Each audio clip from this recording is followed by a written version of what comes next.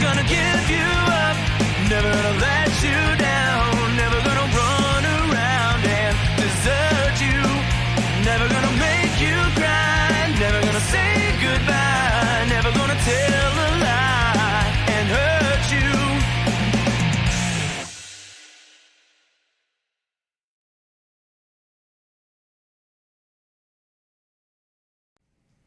Warning: this podcast features adult subject matter, adult language, and things not meant for children to hear. Viewer discretion is advised. You've been warned.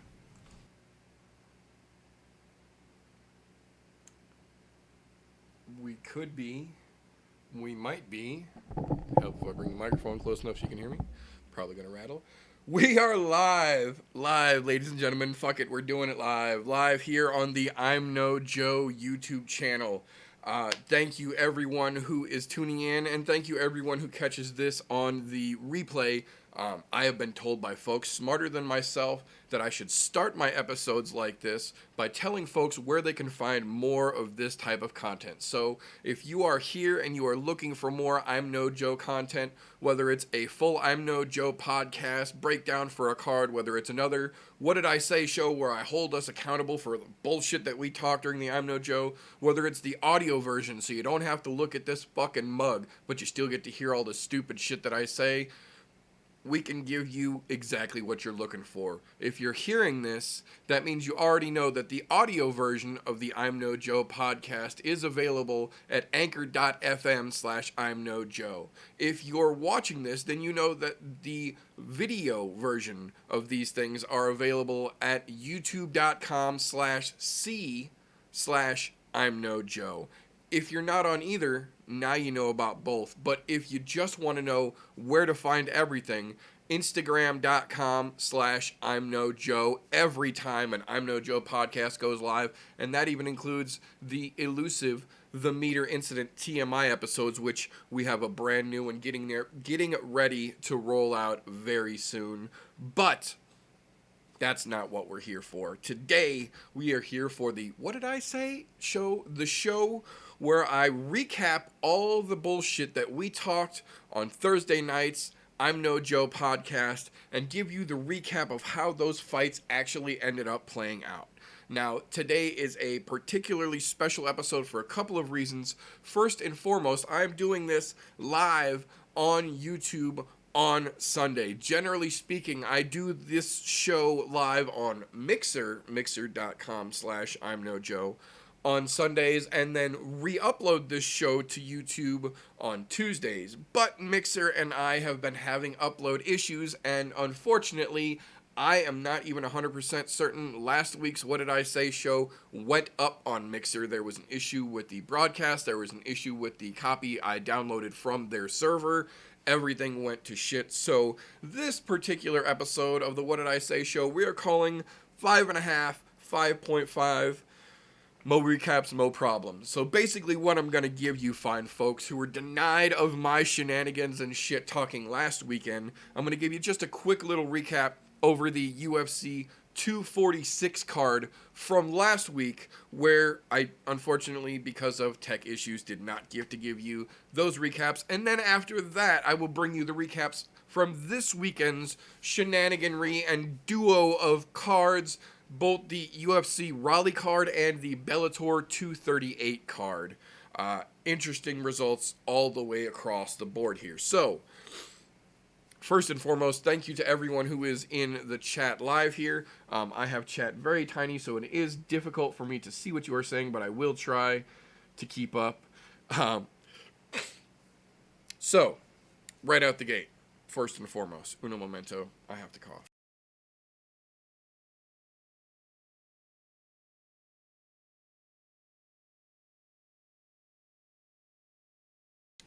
I know how awesome that must have been. I have to apologize, my allergies are just kicking my ass today. So, right out the gate, we will jump up here and we will start with the recap of the recap, as it were. The original What Did I Say show, episode number 5, the 246 recap. Right out the gate, first thing that was important for 246 Alexa Grasso missed weight. So the fight with Alexa Grasso versus Claudia Gadelha was completely scrapped from the card.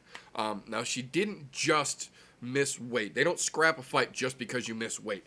They scrap the fight because she missed the 116-pound deadline or cutoff and weighed in at 121.5 pounds. She missed by 5.5 pounds for the weight class, which is why they scrapped it. Unfortunately, when they scrapped it, they moved a smaller fight from the early prelims that wasn't really terribly exciting to begin with to the main card, which kind of jumbled up the flow of things a little bit. As well as Alexa Grasso missing weight, we also had Sabina Mazo missing weight, but coming back on her second trip around and then making weight. So her fight actually was okay, and she was not penalized. Aside from that, Alexa Grasso, after missing weight, quote unquote, vowed that she was going to move up to strawweight and become a problem up there, even though we all know that's highly unlikely. She will be moving up, but the problem part is where we will see if she's actually full of shit or whether she can actually do at strawweight what she, or do at strawweight what she said she was going to do. I don't know, you know what I mean. She's going to do at 125 what she said she was going to do at 115.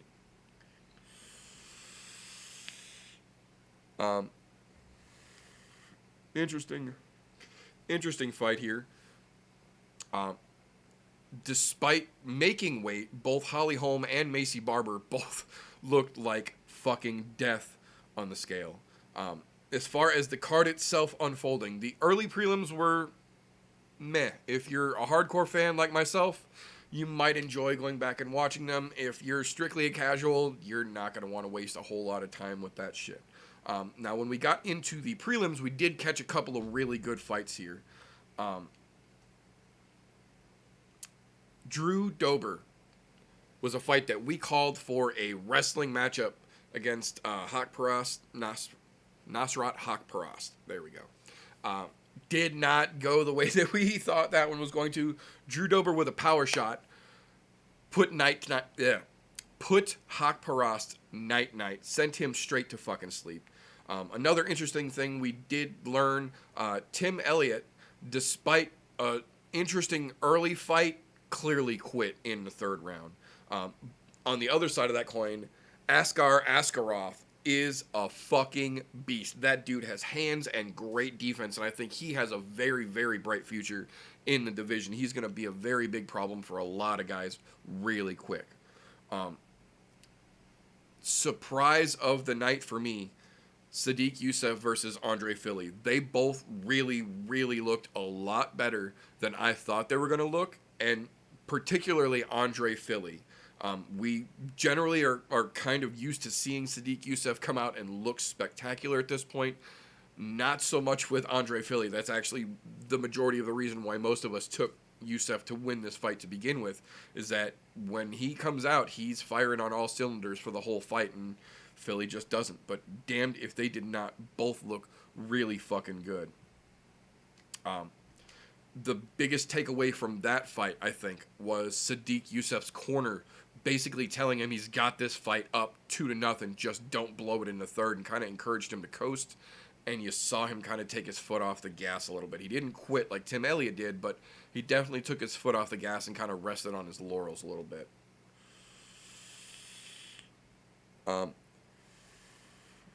One of the other big surprises of the night, the Roxanne Modafferi versus Macy Barber fight. There's a whole lot to talk about with this fight.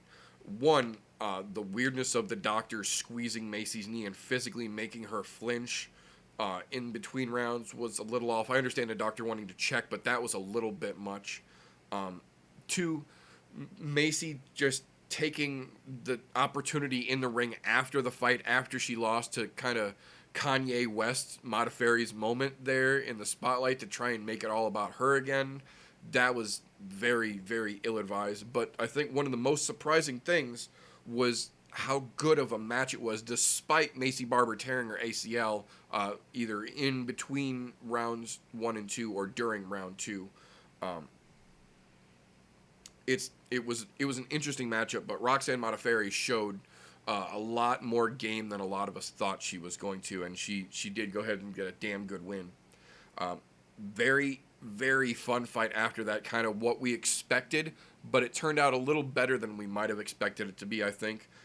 Diego Ferreira versus Anthony Pettis. The fight went a little longer than I thought it was going to be, and it was a little more evenly matched for the better part of that fight. I expected Ferreira to really just come out and steal the show and run away, and it was pretty even for the most part until Ferreira really set that pace in and started going to work, and then did exactly what we thought he was going to do.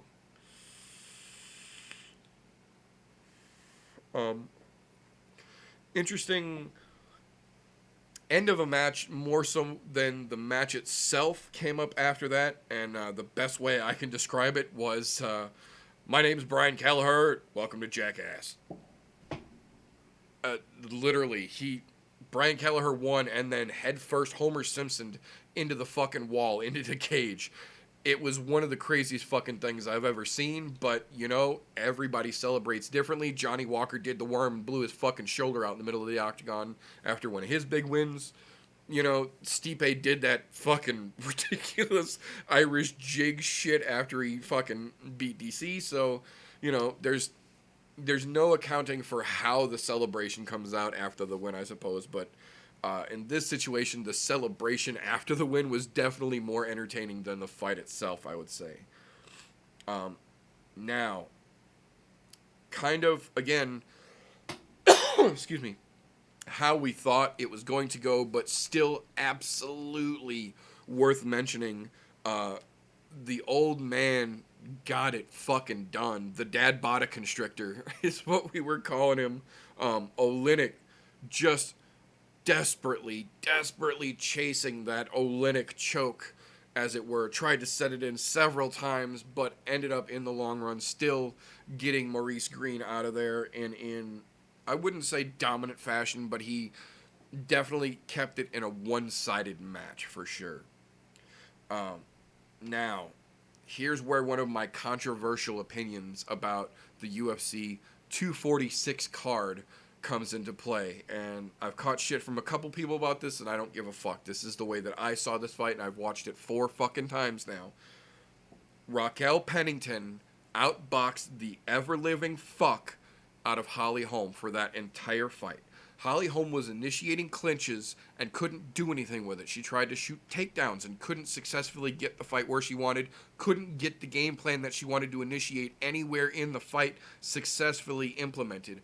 Not to say that Raquel did spectacular by any stretch of the imagination, but she was legitimately outboxing a, you know, world-class kickboxer in Holly Holmes. Holly Holm was a legitimate champion in kickboxing and was getting her ass handed to her on the feet by Raquel Pennington, who I understand has fought, you know, multiple times for, you know, top-level competition, but is not the same pedigree in striking as Holly Holmes should be on paper. Now, there is a lot to be said about maybe Winklejohn in Albuquerque is kind of steering her striking in a different direction, or steering her style in a different direction, and it's kind of taking away from her striking abilities.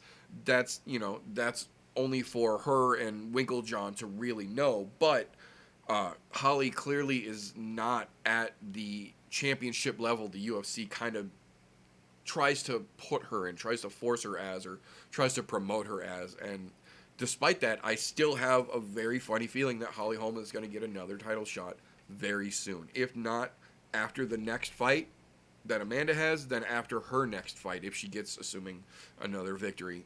But we'll see how that plays out. Now, the big thing about UFC 246 is kind of the thing that everybody really had a feeling that it was going to end up as, and it ultimately, it did. It came down to it. That being UFC 246 was, and will be remembered as the Conor McGregor show.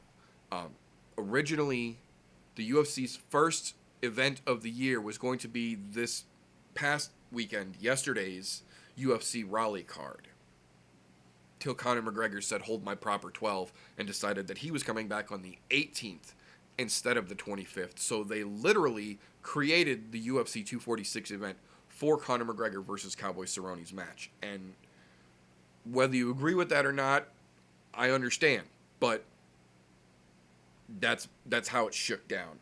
And then when we got into the actual cage, man, to be fair, out of all the people, both on the show and not on the show, that I talked about UFC 246 with, and there was a lot, because for the last 2 weeks leading up to the fight, it was the only thing anybody really wanted to talk about was Cowboy versus Conor. Conor coming back, Cowboy trying to do the unstoppable and, shine in the big show like he never can. And out of all those people, the only person who called Cowboy Cerrone getting his ass beat by shoulder strikes was Friction. Now, to be fair, he called it after the fight was over. But he was the only one out of all of us, casuals, hardcores alike, that even thought that shoulder strikes were going to be an option or going to be a factor. And turns out, he was 100% right. A bunch of us thought it was going to go Conor. A bunch of us thought it was going to go Cowboy. Nobody thought it was going to be a 40-second Masvidal 2.0 style crazy start, 40-second finish with Conor McGregor landing a Cowboy Cerrone head kick on Cowboy Cerrone right after Cowboy Cerrone tried to put that head kick on Conor McGregor. It was an amazing 40-second fight, as ironic as that statement is to make. The significance of that 40 seconds, though, is where it's going to get really, really interesting going forward in the UFC, because Conor McGregor definitively stopped Cowboy Cerrone in 40 seconds. He broke his orbital and something else. He broke something, like he smashed his orbital and he broke his nose or something like that. I think that's what it was. I think the shoulder strikes broke the nose and I think the head kick broke the orbital. But 40-second win for Conor McGregor in a fashion that we both were used to seeing and were not used to seeing at the same time. Again, a weird statement to make, but it is what it is. But Cowboy just didn't have an answer right out of the gate. Conor McGregor came out and tried a very strong left shot right out the gate, which Cowboy ducked under, but then Conor jumped into a nice little flying Jorge Masvidal style knee that landed solid on Cowboy's shoulder and kind of took him off balance right away. They threw a couple quick exchanges and then wrapped up where Conor McGregor landed full on impacting shoulder strikes 3 times to Cowboy Cerrone, blew his nose out, stunned him. Cowboy tried the head kick, didn't land. Conor threw the head kick at Cowboy, it landed, wobbled him. Cowboy comes in against the fence, starts to lean back. Conor comes in, couple shots, seal the deal. It's all over. Cowboy was clearly done. Good stoppage. The biggest part about that fight was seeing so fucking many people try and say that Cowboy took a dive. One, that's not his style. Never was, never will be. And anybody that legitimately thinks Cowboy took a dive can go fuck all the way right off. I don't want you listening to this. I don't need your fucking time. That's the most ridiculous fucking statement ever. Cowboy Cerrone is one of the most honorable men, period, on this planet, aside from the honor and integrity his legacy holds in the octagon.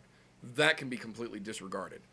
What's even worse than that is people trying to say that Cowboy Cerrone needs to hang it up because he got caught with some crazy shots that nobody would have been fucking ready for, least of all from Conor McGregor.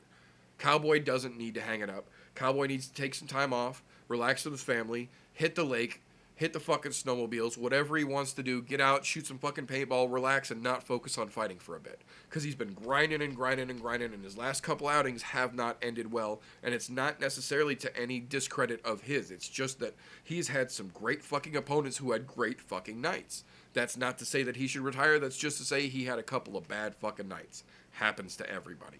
I don't believe Cowboy is anywhere near the end of his fucking road yet. But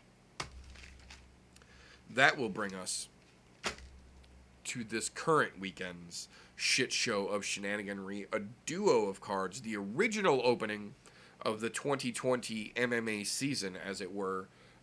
We actually had 4 cards this weekend. We had the UFC Raleigh, we had Bellator 238, there was a Cage Warriors card, and then there was a 1FC card. The 1FC card did have some great fights. Most casual folks, unfortunately, will not know most of the names on there, but if you do want to learn a little bit more about the sport, you want to learn a little more about some of the international fighters who are absolutely worth knowing about, I encourage anybody to go take a watch after this is over. Pick up that 1FC card. There's some great fucking fights on it. But Cage Warrior as well. But to the meat and potatoes, as it were, of this particular episode. The first thing I want to talk about was never mind. I forgot. I didn't separate these notes. So these are kind of integrated. We'll just go through them as they come along. First and foremost, Sarah McMahon is as fucking annoying as her coach, Uriah, is. She literally came into a fight with one of the, in my opinion, top strikers in the women's side of the MMA, Lena the Elbow Queen Landsberg, and she wrestle fucked her. No sugarcoating. She wrestle fucked her for the whole fight. Straight up fucking snooze fest style. And Uriah kept telling her that she was doing great. Now, to be fair, I understand that that's just as much Lena's fault for not having an answer to being wrestle fucked. But as we have seen with soup cans and top caliber alike against fucking Calabib, when you're getting wrestle fucked, it's almost impossible to stop it once that full wrestle fucking has set in and the locomotion is wrapped up. That's what we saw with Sarah McMahon and Lena Landsberg here, unfortunately. That being said, I have a firm belief that if we run that fight back, even run it immediately back, we're going to see a very, very different fight from the Landsberg side of things. I don't think much would change from the Uriah Faber-driven Sarah McMahon camp, but I have a feeling we would see a very different fight from Lena Landsberg, and I think that she would actually be able to take it with just a few minor adjustments to the game plan that she was trying to put forth this time around. A little disappointed overall in the fight itself, more so in how it ended, all the way at the fucking judge's call than somewhere in the middle where there was more than a few opportunities for it to go crazy. But, again, it is what it is.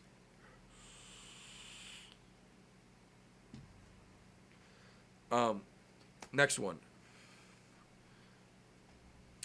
Jackson versus Kalaris.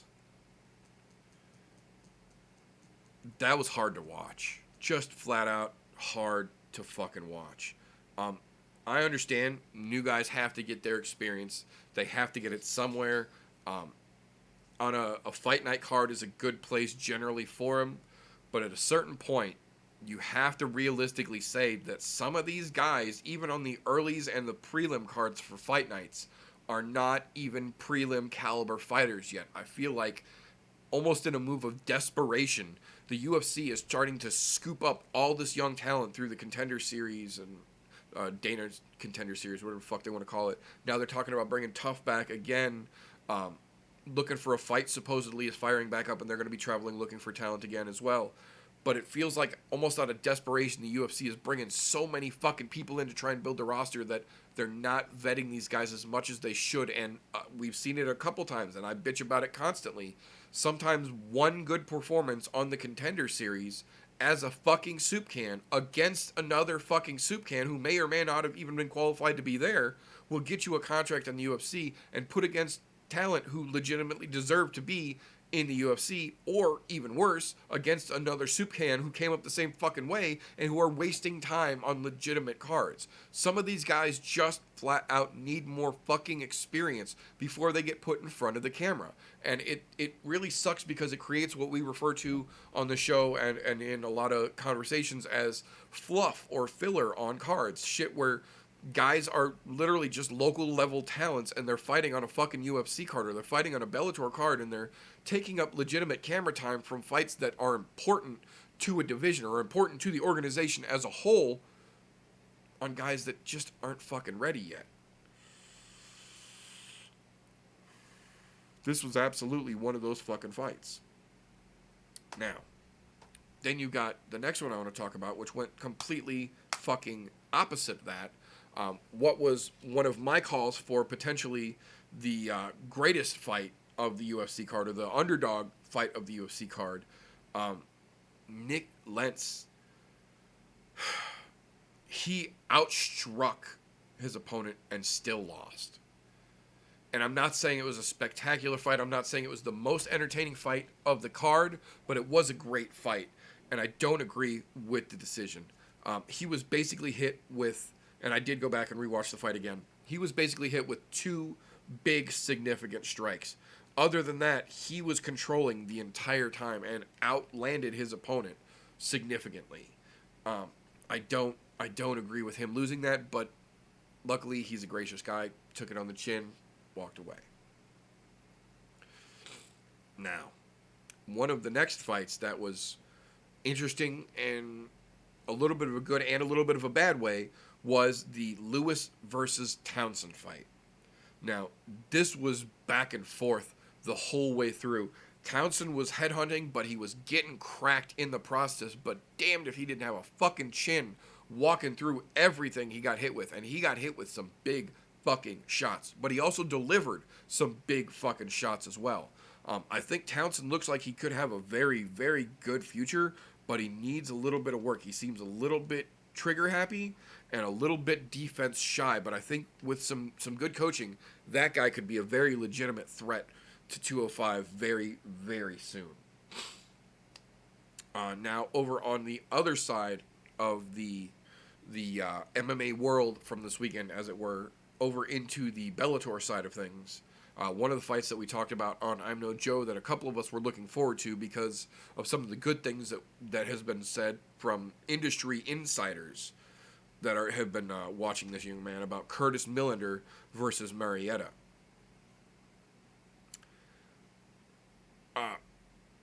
The worst part about that fight for me, personally, was that anybody who watches, side note, caveat, flash my card here real quick, caveat to that, on fight weekends, generally on Saturdays when most of the cards are, I've usually got one stream going on my computer here and then one stream going on my TV, especially if there are multiple cards on at the same time.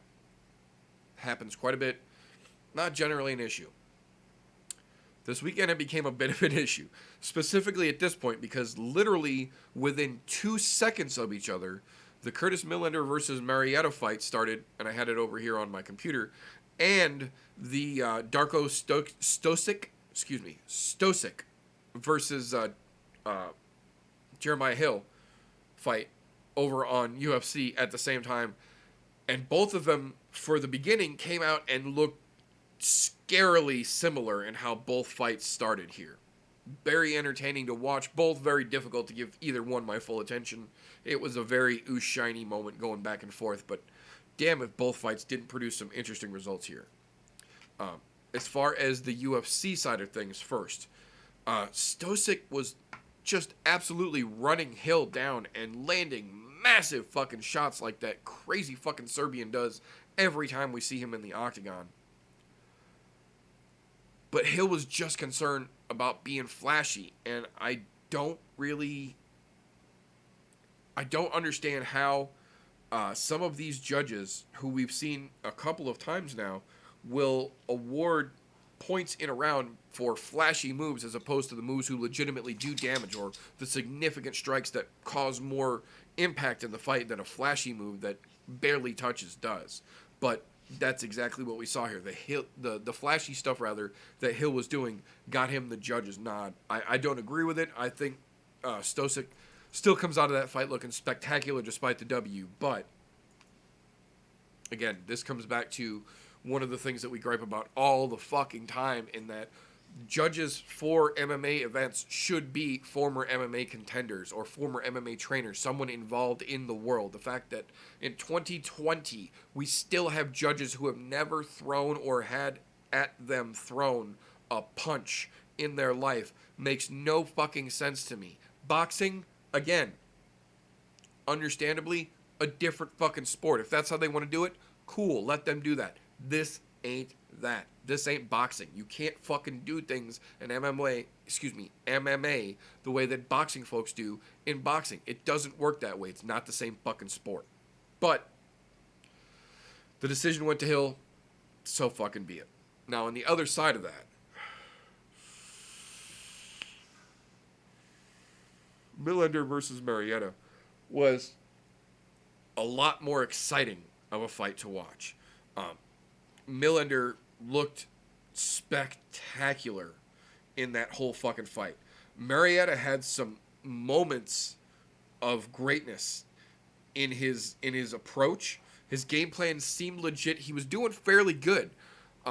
But the problem came where Millender, for as strong as he looked that much faster. Every time Marietta would swing, Millender was literally just out of his reach. Everything that Marietta threw either barely clipped Millender or just swooshed right fucking past him. He stayed great length. He used his length to his advantage and just did everything particularly.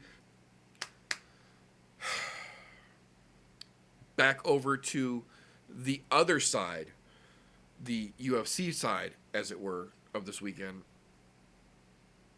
I called it during I'm No Joe. I called it before the fucking fight started, and it came out exactly like I fucking said it.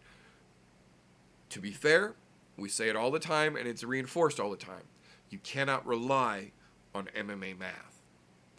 But once in a great fucking while, there's an MMA math equation that's so certainly going to result the way that the MMA math says that it should. It's aggravating as fuck more than it is exciting. Angela Hill versus Cyphers was that fight, but not for the excitement. For the fucking lackluster. This was literally one of the most boring fights of the weekend, period, and had an absolute bullshit stoppage. Angela Hill is ridiculous. She's overhyped beyond overhyping.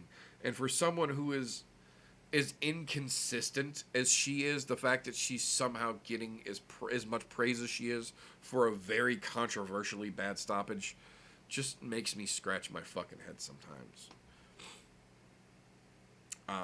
Now, the next fight that completely blew me the fuck away and was not at all how I anticipated it going. We watched Perez get the head and arm choke without fully stepping over to create the leverage that's generally required or insinuated, rather, with the head and arm choke. And it looked like there was no way it was going to work. It looked like he was just burning himself out. And then, oh shit, there it is. Bravo. Absolutely bravo. That brings me to what... Okay, disclaimer. I'm going to talk about this fight, and I have to say, in the moment, I did not get to see this full fight. While this fight was going on, literally as the second round started, my biggest dog, my 130-pound boxer, apparently had some digestive issues and had an accident 15 feet to my right.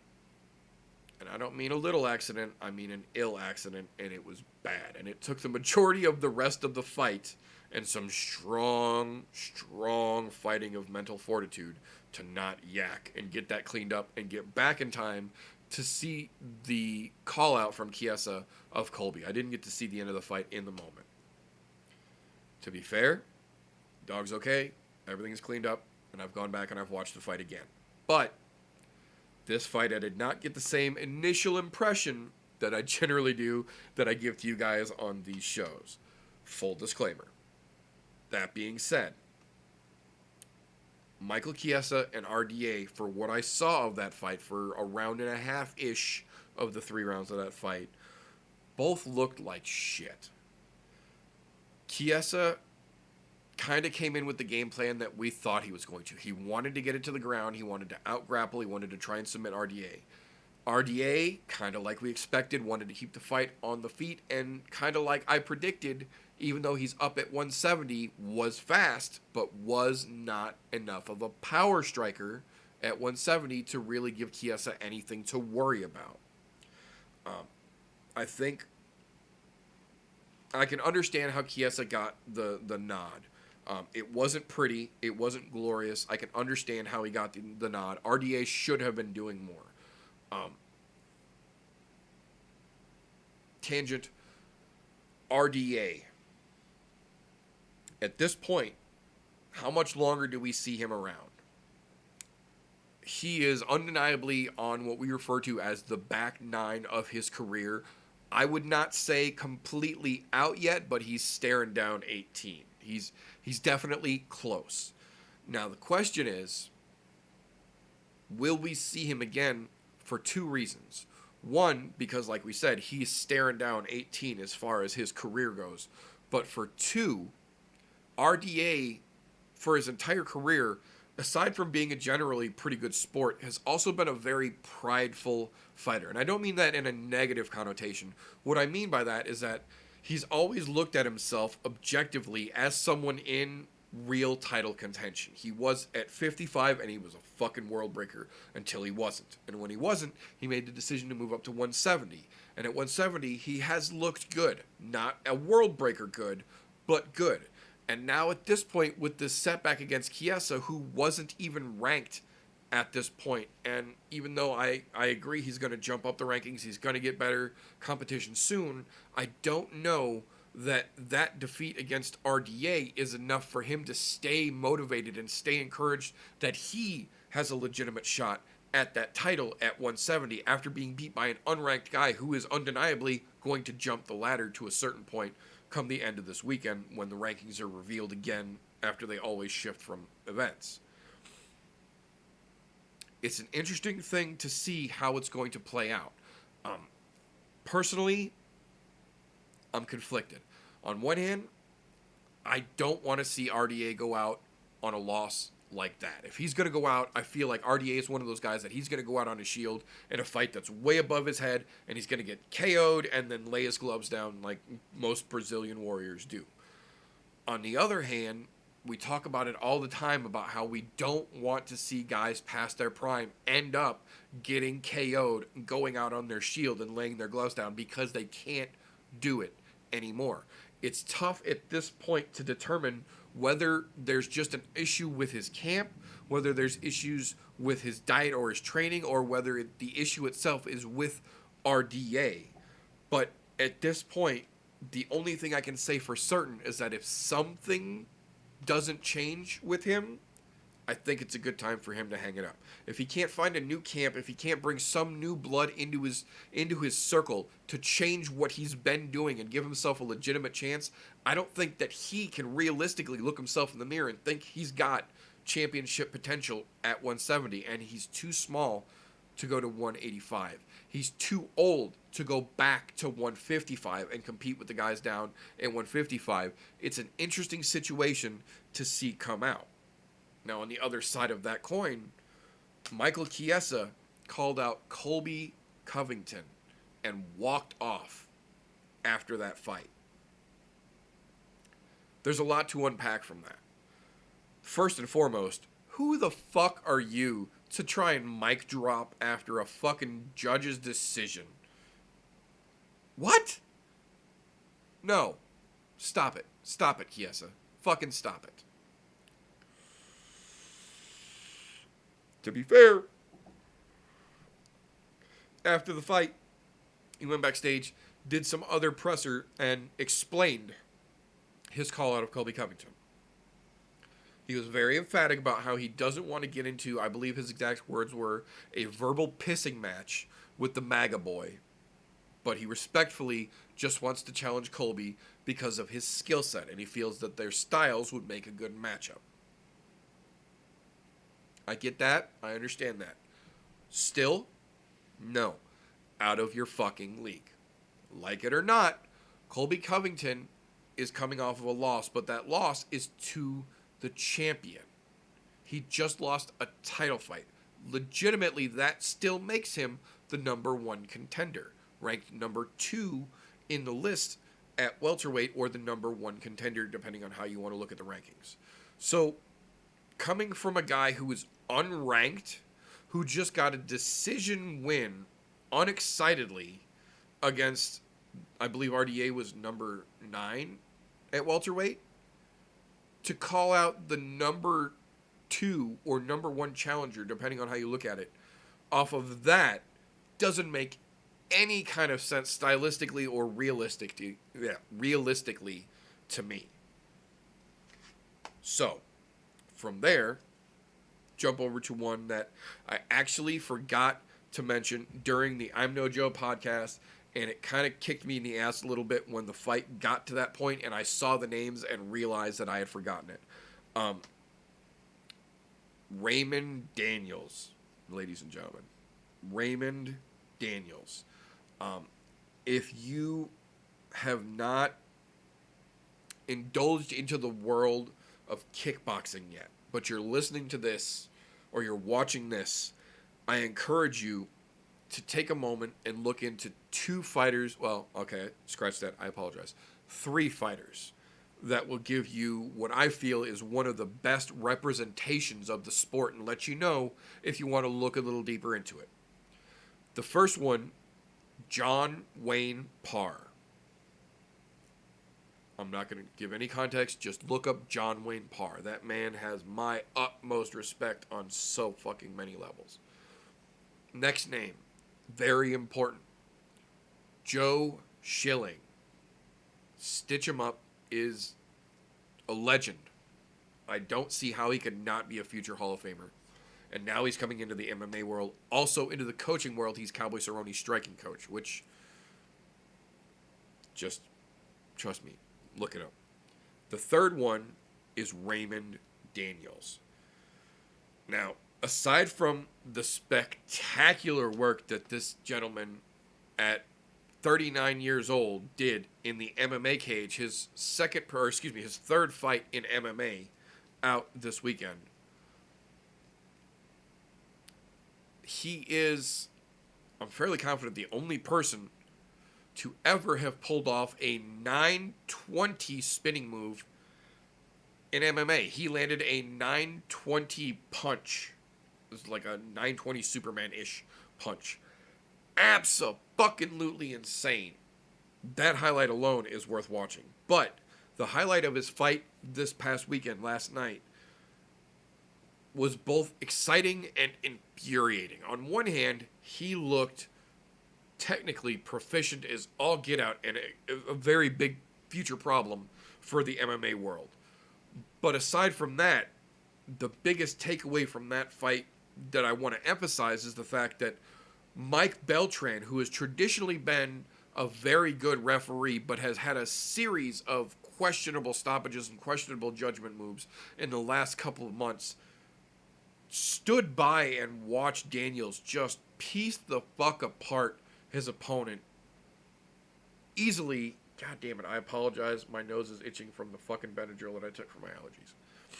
But Beltran just stood by and watched Daniels respectfully, because he could have went in and just fucking massacred the kid, but he didn't. Every time he dropped him, he stopped and he stepped back and he let the kid stand up.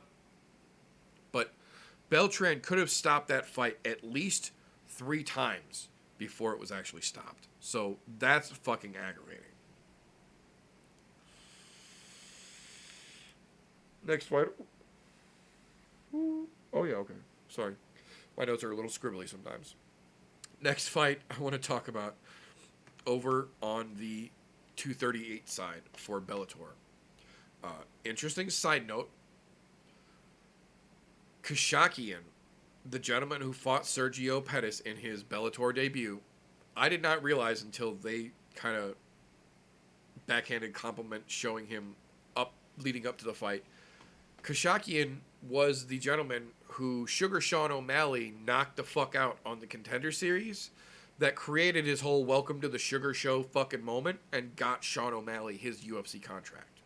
So when he didn't win that fight and the UFC basically brushed him aside, apparently Bellator picked him up And then they fed him to Sergio fucking Pettis. Boys and girls, Sergio Pettis is going to be, I feel, a very, very big problem for a lot of people on that Bellator roster. He came in and made a very, very definitive statement. He fought a very, very good fight, a very crisp, clean fight, and dominated start to fucking finish in that match. He's going to be a damn big threat, I think, over in Bellator. Now, an interesting fight followed that as well. Henry Corrales versus Juan Archuleta.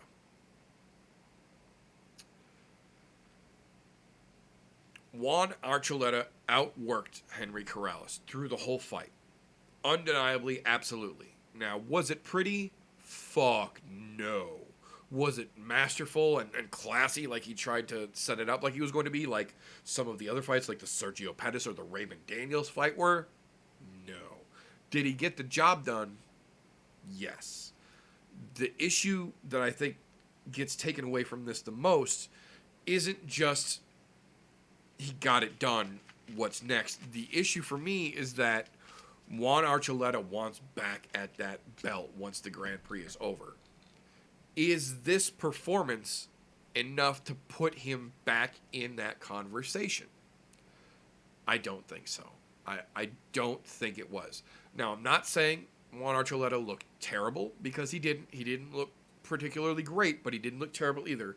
What I'm saying here is that the performance that he gave us this weekend and the words that he says about wanting to get back at that belt didn't match up for me. They weren't on the same level. I get that it wasn't completely under his control because it's a fight and it takes two to tango. But if you want back at that belt and you want to show that you've got what it takes to not only get that belt back but to hold it, you got to do better than what you did this weekend. So, props, but get back in the fucking gym, dude. Get back in the gym, sharpen your fucking tools up. Now, one of the Bellator fights that I said, and that several other people agreed with, was one of the potential dark horse or most overlooked fights on the card. Sure enough, turned out we got one right here again. Not only did we get it right, but he got it right as well. A Babe Ruth-esque call to the bleachers, as it were. Darian Caldwell, in his pre-fight interview, said that he was going to get the rear naked choke and he was going to end that fight. And sure the fuck enough, Darian Caldwell got that rear naked choke and ended that fight exactly like he said he was going to.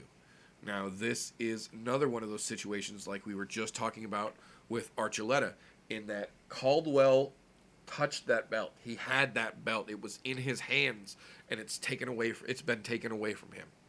And he very publicly and very audibly wants to get back to his belt. I'm using air quotes.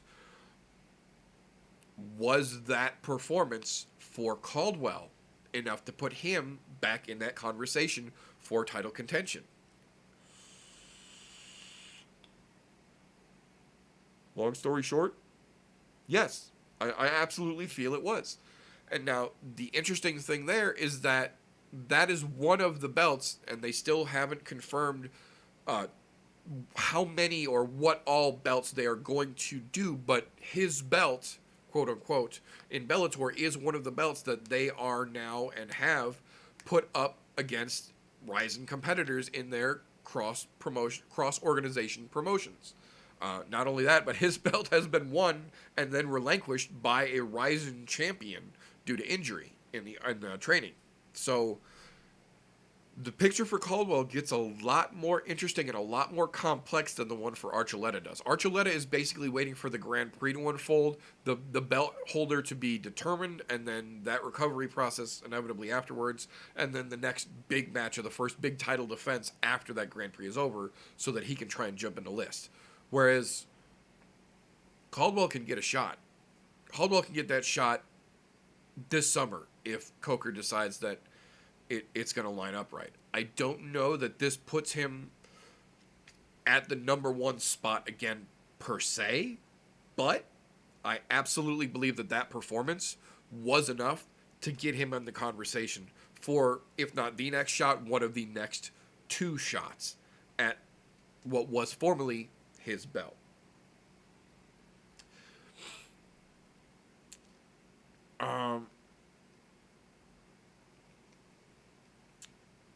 So, two more fights to talk about here, real quick, and one little side piece of news. Going back to the Chiesa RDA fight, in his post-fight interviews that he did, there was an interesting thing that he let slip in one of the quicker interviews, that he did, that I think a lot of people are going to overlook, but I think is actually really relevant to not only his future, but to a little insight into the welterweight division, as it were. God damn it, I apologize. The end of my nose is itching like a son of a bitch from fucking Benadryl, and I'm sure I look like a crackhead. I don't care, but damn it, it's annoying as shit. I hate fucking Benadryl, and I hate allergies worse.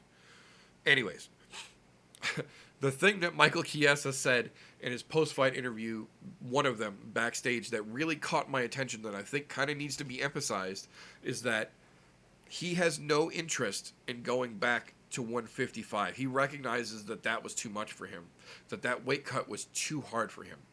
But then he said something that really caught my ear. He said for this fight at 170, he only had to cut 9 pounds.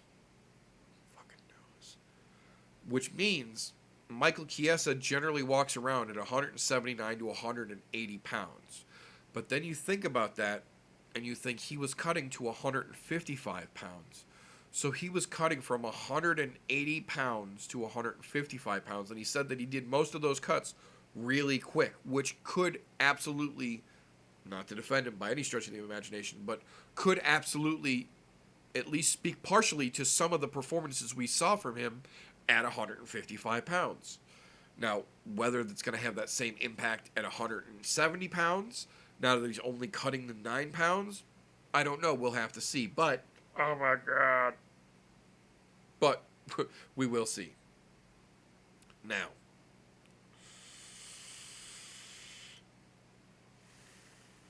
main event over on the Bellator side of things. The 238, God damn it.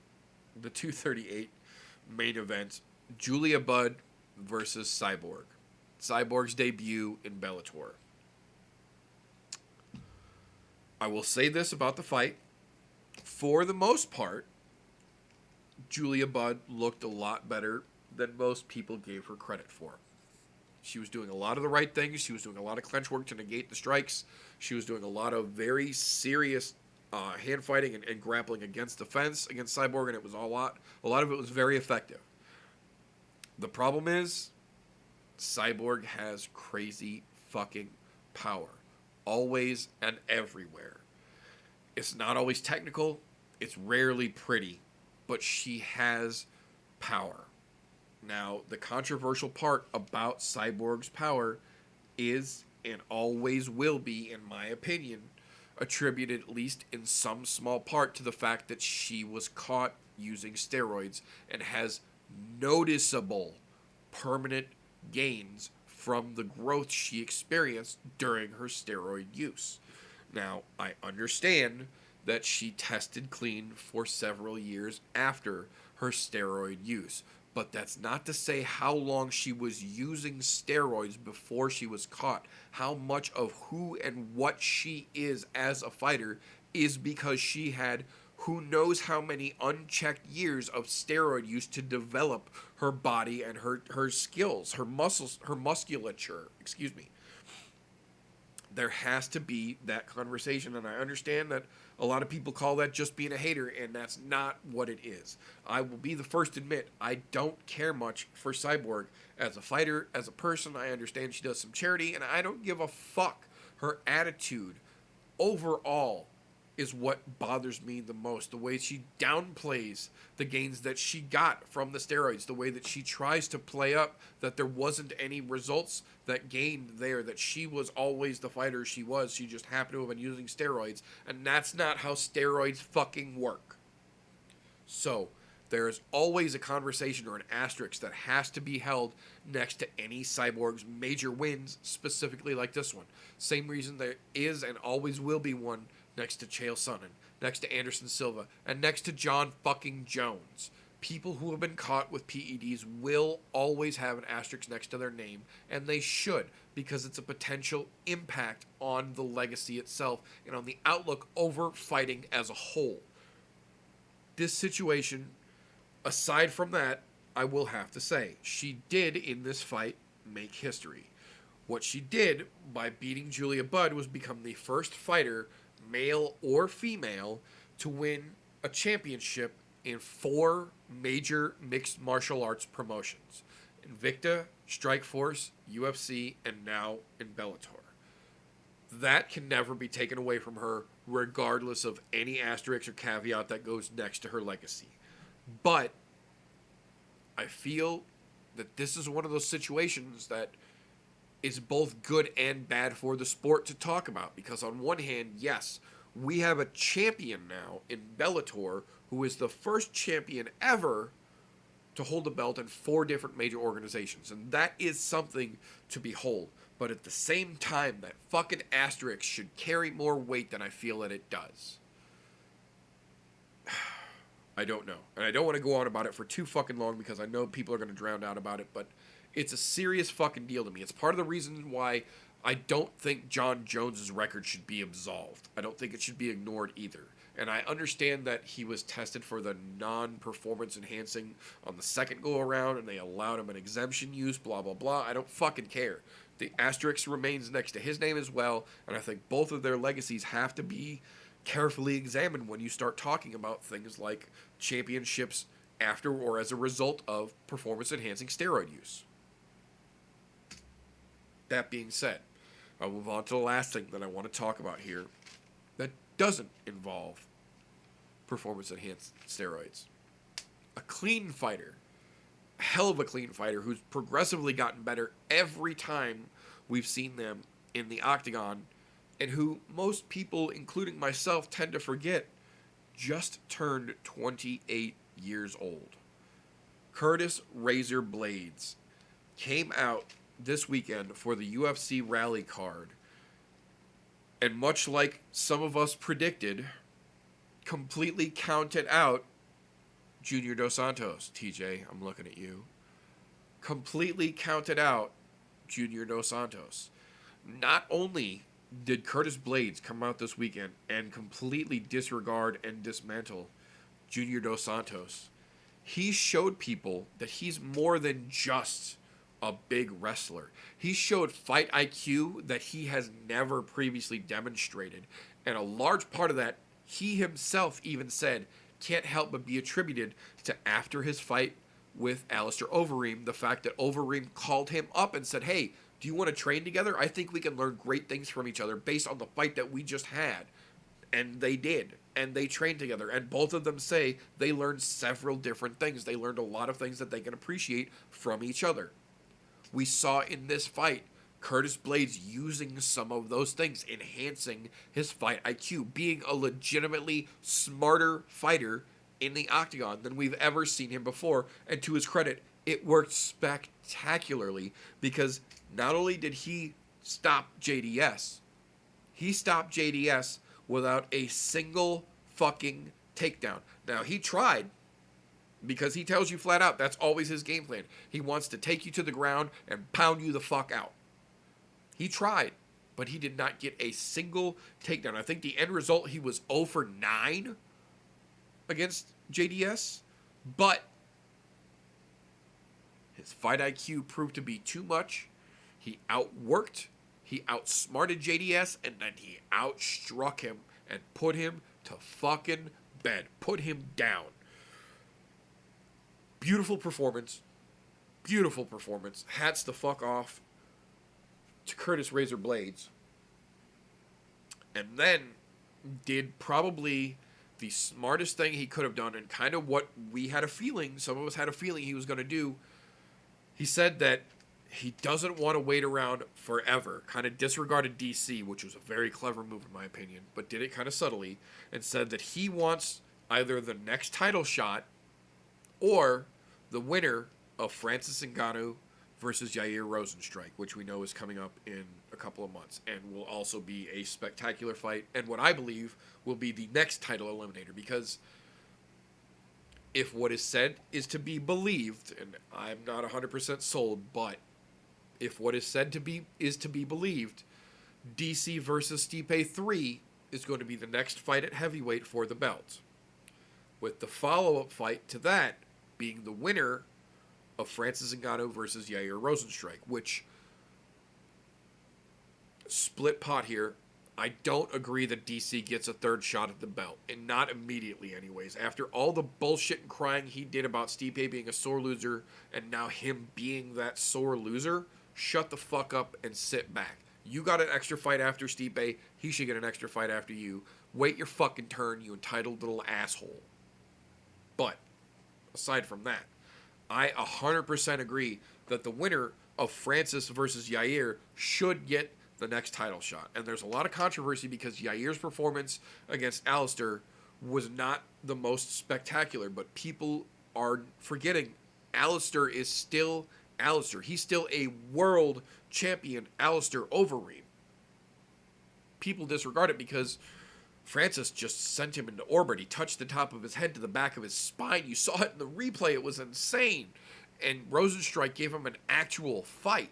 It was a battle. It wasn't an easy, quick shot like Ngannou's was. But the two of them have equally, I feel, been tested by other opponents in both of their rises to this point.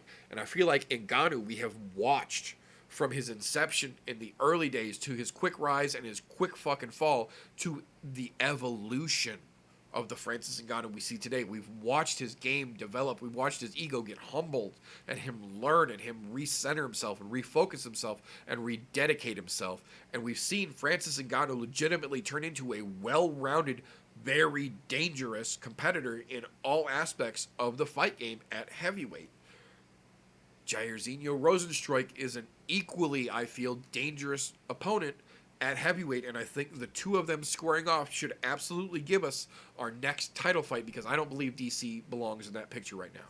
So I think the winner of Francis versus Jairzinho should be the next title fight, and I think the loser of that fight should go against Curtis Blades, or if DC insists on flapping his cocksucker and saying that he belongs in the top picture at heavyweight, make it right now so that he can get his ass in camp. On the undercard, or on the same card rather, the co-main event of Francis versus Jairzinho, DC versus Blades. Winner gets winner, loser shuts the fuck up. He wants to put himself back in the picture, force himself into the top picture like that, make him work for it. Because we forget, DC's only had a couple of fights at heavyweight, and not all of them have been legitimate, to say the least. So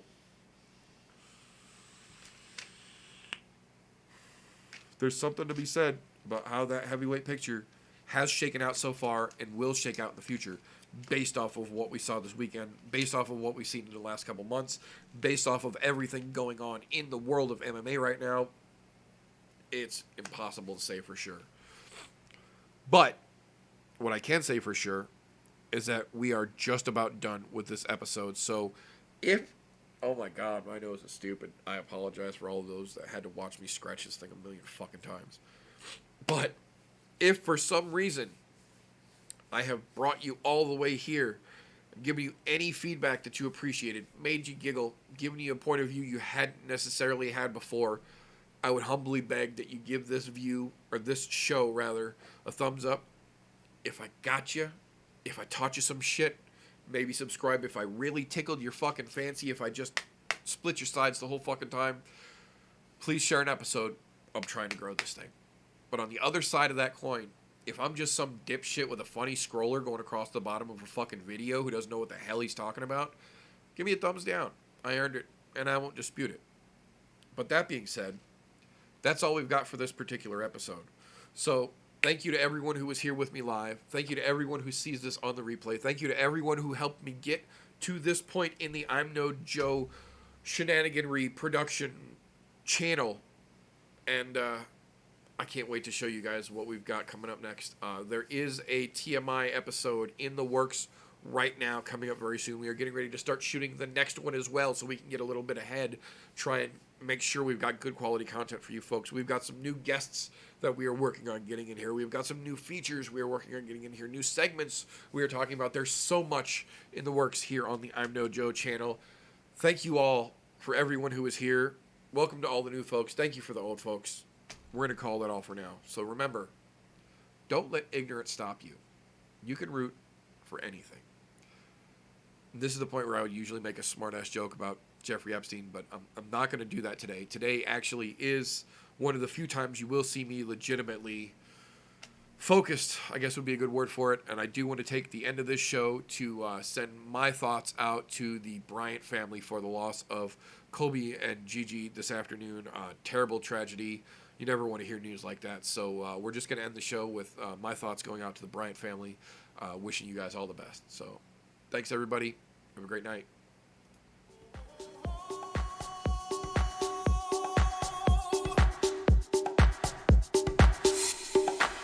Everybody was kung fu fighting. Those kids were fast as lightning. In fact, it was a little bit frightening, but they fought with expert timing. There were funky Chinamen from funky Chinatown. They were chopping them up, they were chopping them down. It's an ancient Chinese art, and everybody knew their part. From a fainting to a slip, and a kicking from the hip. Everybody was kung fu fighting. Those kids were fast as lightning. In fact, it was a little bit frightening, but they fought with expert timing.